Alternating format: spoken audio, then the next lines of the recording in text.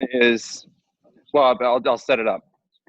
I have an acquaintance, Instagram contact, that posted an email sent from a event photographer to a homosexual couple who requested a quote. And the letter itself was quite nice in the sense that it was, hey, we know this is a great moment in your life. Congratulations, fantastic.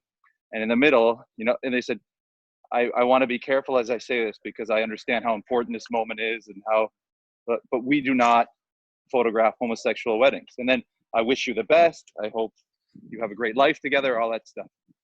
But what happens is this letter's posted, and on top of it is a big canceled stamp. And this, as an aside, this guy happens to be a wedding photographer who has photographed homosexual weddings, no? So it's not just taking a political stand by saying, let's cancel this company.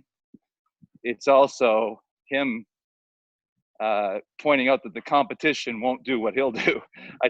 So the question I have for you is, what are your thoughts on the first part of that? Just the cancel culture around something like that, even though it was about the most caring rejection letter you could craft. Well, but yeah, it was essentially read as a message of anti-homosexuality, I guess, and now it's just going viral. Well, first of all, it's foolish to commit that to writing. Second of all, it's not anti-homosexuality. There are no anti-homosexuals. And everyone knows it exists. It's like being anti-rocks. No, but do I want to lay down on the rocks? Do I want to participate? And, what about, if I'm the company, what about my comfort levels and my religious beliefs? And so I think it is a perfectly legitimate assertion that, that's not something that's, that I'm down with. What if it was a sadomasochism wedding theme? And not that that's associated with homos. No, that could be a hetero. In fact, I think most hetero and most S&M, bondage and sadomasochism in dominance, the subculture, deals with heterosexuals. Those are the most involved.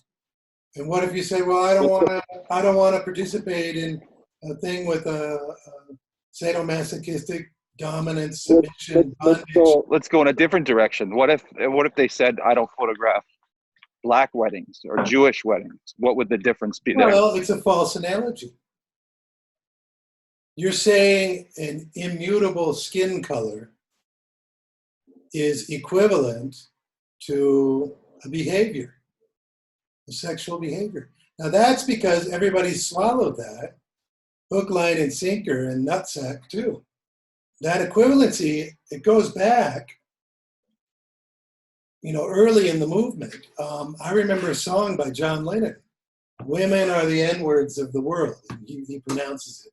Women are the joggers of the world. And of course, he's making this equivalency and suggesting that women are every bit as oppressed as blacks in a racist society. So racism and sexism are considered some kind of parallel, and this gets enshrined in law.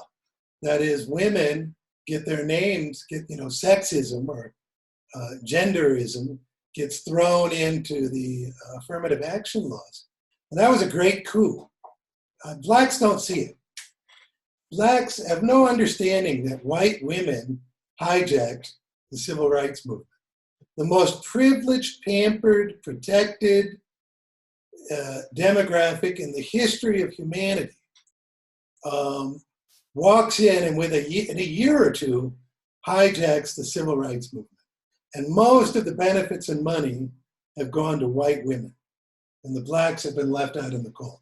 Now they didn't get completely shut out, but this was all intended to repair a historical a specific historical instance of institutionalized evil, which was slavery, the unusual institution. And, we went through the 13th, 14th, 15th Amendments of the Constitution, really to say, yeah, this is wrong. And then, separate but equal came through, and then we knocked that down. Then we knocked down the Jim Crow laws. And this has been a process by which we were redressing an evil from the past. And then the women waltz in and go, and that was probably the first instance of Me Too. It is outrageous. The outrage is even worse when you realize, some of the most egregious abuses of the Jim Crow era, which is lynching. There are two main causes. The first is cattle rustling, horse thievery, and people would be, impromptu tried and executed for this. It was a capital offense. You got to remember, these are remote rural regions, and the magistrate just isn't around. I was driving through a place called Iztapaluca on the way to the golf course a week ago, and you have these duplex developments with a gated entrance and maybe even a guard, and there's a giant sign, a canvas sign that they hang up down here that says, hey thief, hey oye ratero, ojo ratero, if we catch you, we're going to lynch you. And of course, we have the Anglicism in Spanish of lynchar, and they use that word. We're going to lynch you.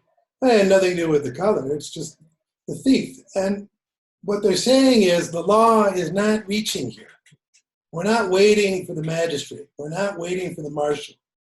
We caught you with the cattle, so you're going to be strung up. Now, the second most common reason was accusations of white women of some kind of inappropriate behavior by the black, either being mouthy or ogling or, heaven forbid, brushing up. And we're getting this now. People being accused of inappropriate behavior because they brushed up against someone. And a woman going apeshit in public, and then, the hidden camera comes out, and the guy was squeezing through, and it was his knapsack that brushed her back, her butt, not his hand. And oops, never mind, oops. And so it's bloody outrageous that women, white women, hijack this movement when they're the recipients of so many protections and so many advantages in society, and responsible for a good chunk of the lynchings of black men, with their damseling, and they're having the vapors, and their morality, and they're this Brahmin class that can't be touched, even today, you can't disagree with a woman. It's true. In work, it's better to walk away and let them, and of course they're running things into the ground because they're doing stupid things that can't be opposed. What you need to oppose a woman in a school or in a job is you need a large authority gap. But, people who are peers, like say in the organogram of the company, cannot disagree with the women who are at their level. You just can't, because they'll claim some kind of, genderism or sexism.